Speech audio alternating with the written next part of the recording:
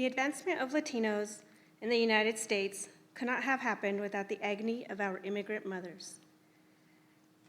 They have endured suffering, tears, and years of abuse to give their children a better life.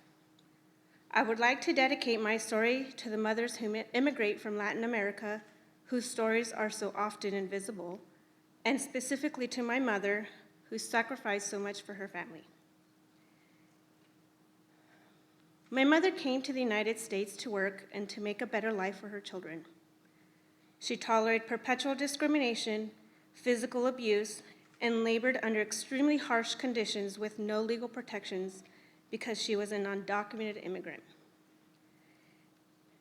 In 1972, at the age of 12, and as the oldest of 5 children, she worked in the agricultural fields, traveling from Southern California up to the Skagit Valley here in Washington State. Her upbringing was one of constant mental and physical abuse. There was no room for school.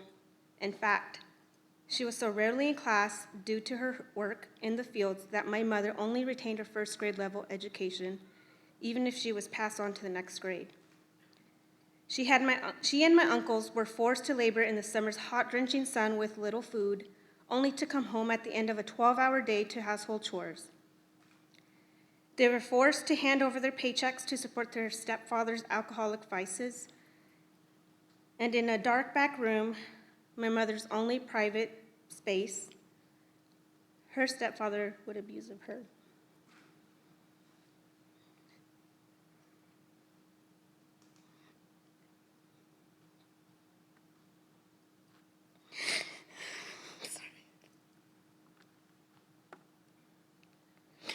No one could speak up about the injustice she was going through because they knew no law would protect them since they were in this country undocumented.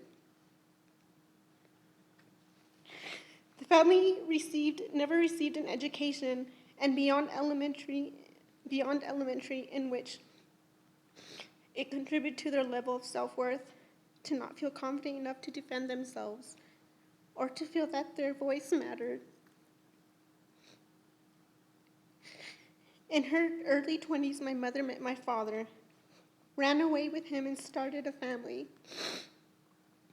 As a married woman, she continued to labor in the fields, at plant farms, and fish hatcheries, anywhere that would allow her to work. She remembers being bullied in school for not being able to speak English. She was always referred as a wetback. She never had the courage to defend herself. When my mother tells me about these things, I can't help but feel frustrated at her. Why didn't you say anything to your teachers? Why don't you stand up for yourself? My innate privilege, having grown up in the United States as a U.S. citizen, receiving an education, and having laws that protect me, has made it hard for me to understand her way of thinking. You see, my mother has lived her life passively according to the Hispanic folk culture called Marianismo, which is the veneration for the feminine virtues that dictate female gender roles.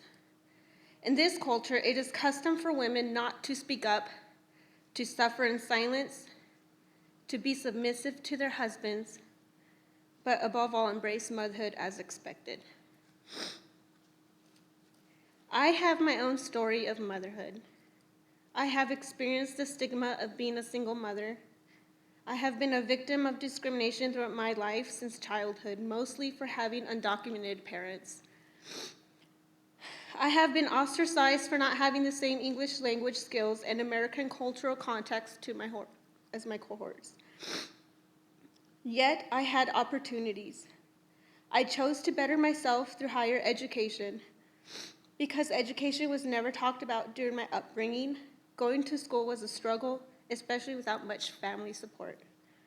Needless to say, I am the first in my family to have a bachelor's degree and the only one to have a master's. This is nothing compared to what many immigrant women have endured.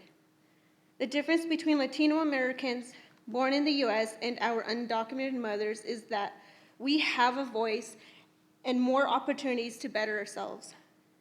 My mother did not have a voice. My mother, like tens of thousands of others, lived life without asking for recognition, without taking credit for the success of their children. To my mother, having her children in this country and seeing us escape the cycle of injustice, of political and economic insecurity is enough. For what she endured in silence, for a better life for me, is what it means to be a mother. Thank you.